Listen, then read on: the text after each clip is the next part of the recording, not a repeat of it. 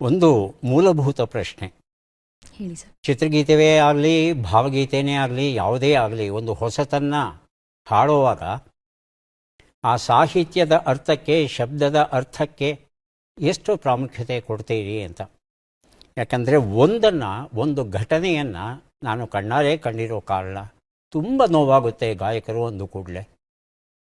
ನೀ ಹಿಂಗೆ ನೋಡಬೇಡ ನನ್ನ ಅಂತ ಒಂದು ಗೀತೆ. ಆ ಗೀತೆಯ ಹಿನ್ನೆಲೆ ಏನು ಗೊತ್ತಿಲ್ಲ ಹುಡುಗನಿಗೆ.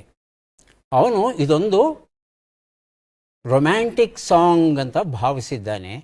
ಹುಡುಗಿ ವಾರೆಗಣ್ಣಲ್ಲಿ ನೋಡ್ತಾ ಇದ್ದಾಳೆ. ಹಾಗಾಗಿ ಹುಡುಗನ ಪ್ರತಿಕ್ರಿಯೆ ಅಂದರೆ ನೀ ಹಿಂಗೆ ನೋಡಬೇಡ ನನ್ನ. ಅಷ್ಟು ಸಂತೋಷದಿಂದ ಖುಷಿಯಾಗಿ ಹಾಡ್ದ. ಹೊರಗೆ ಬಂದ ಮೇಲೆ ಹೇಳಿದ ಮೇಲೆ ಬೇಂದ್ರೆಯವರಪ್ಪ ಬರೆದಿರೋದು. ಅವರ ಮಗು ಸತ್ತು ಹೋಗಿದೆ. ತಾಯಿಯ ಮಡಿಲಲ್ಲಿ ಮಗುವಿನ ಶವ ಇದೆ. ಆ ಶವದ ಕಡೆ ಒಂದು ಸಲ ನೋಡಿ ಗಂಡನ ಮುಖ ನೋಡ್ತಾ ಏನು ಮಾಡಲಿ ನಾನು ಅನ್ನೋ ಒಂದು ಪ್ರಶ್ನಾರ್ಥಕ ನೋಟವನ್ನು ನೀಡ್ತಾಳೆ ಆ ತಾಯಿ.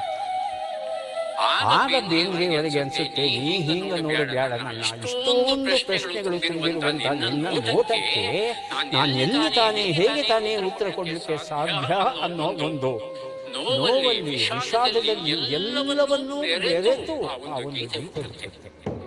ಹಾಗಾಗಿ ಒಬ್ಬ ಗಾಯಕ ಈ ಒಂದು ಗೀತೆಯನ್ನು ಹಾಡಬೇಕು ಅಂದರೆ ಹಿನ್ನೆಲೆ ತಿಳಿದಿದ್ರೆ ಆ ಭಾವ ಸಹಜವಾಗಿ ಸ್ಫುರಿಸುತ್ತೆ.